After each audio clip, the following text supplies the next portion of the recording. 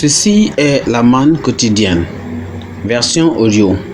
Elle a été soigneusement préparée pour nous aider à grandir spirituellement tout au long de l'année. Nous sommes aujourd'hui samedi le 18 février 2023 et nous considérons le thème connaître la vérité.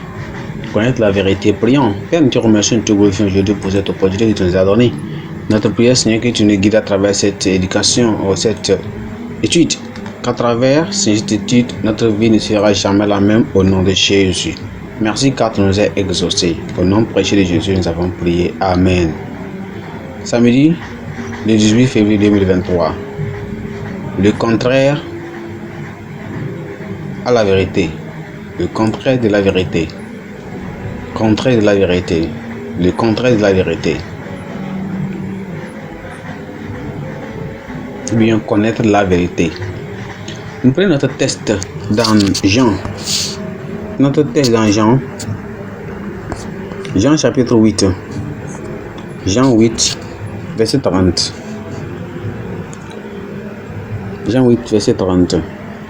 Comme Jésus parlait ainsi, plusieurs crurent en lui et dit aux Juifs qui avaient cru en lui, si vous demeurez dans ma parole et vous êtes vraiment mes disciples, vous connaîtrez la vérité et la vérité vous affranchira. Et lui répondit, nous sommes la postérité d'Abraham et nous ne fûmes jamais esclaves de personne. Comment dis-tu, vous devez être libres? En vérité, je vous le dis. Leur répliqua Jésus, quiconque se livre au péché est esclave du péché. Or l'esclave ne demeure pas toujours dans la maison, le Fils y demeure toujours. Si donc le Fils vous affranchit, vous serez réellement libre. Amen. Nous considérons quoi? Connaître la vérité. Et notre verset clé, c'est le verset 36 qui dit, si donc le Fils vous affranchit, vous serez réellement libre. Allons dans le message.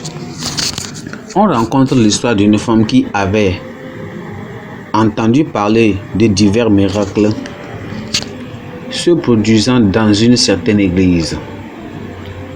Elle s'est dit, je dois y aller. C'est ce qu'elle s'est dit. Malheureusement, elle était mariée depuis plusieurs années et restait infertile. À la recherche d'une cette bénédiction, elle s'était rendue dans de nombreuses assemblées en vain. Alors qu'elle était dans cette église, elle fut surprise, selon son témoignage, d'entendre pour la première fois de sa vie le message de l'évangile clamé haut et fort. Elle s'est rendue compte que si elle était disparue sans avoir accepté le salut pendant qu'elle recherchait cet enfant, elle sera allée en enfer. Elle s'est repentie et a donné sa vie à Christ. Ce même mois, sans aucune prière spécifique pourtant, elle est tombée enceinte. Après 9 mois, elle a accouché son enfant. Elle a découvert la vérité que Christ est le Sauveur et celui qui opère les miracles.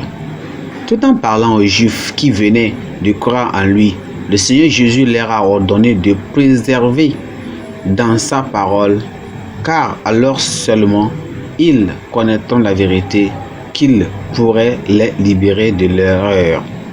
Cependant, certains Juifs incrédules étaient d'avis qu'ils étaient la postérité d'Abraham et n'avaient jamais été esclaves d'aucun homme. Ils ont demandé au Seigneur, pourquoi a-t-il dit, la vérité vous affranchira?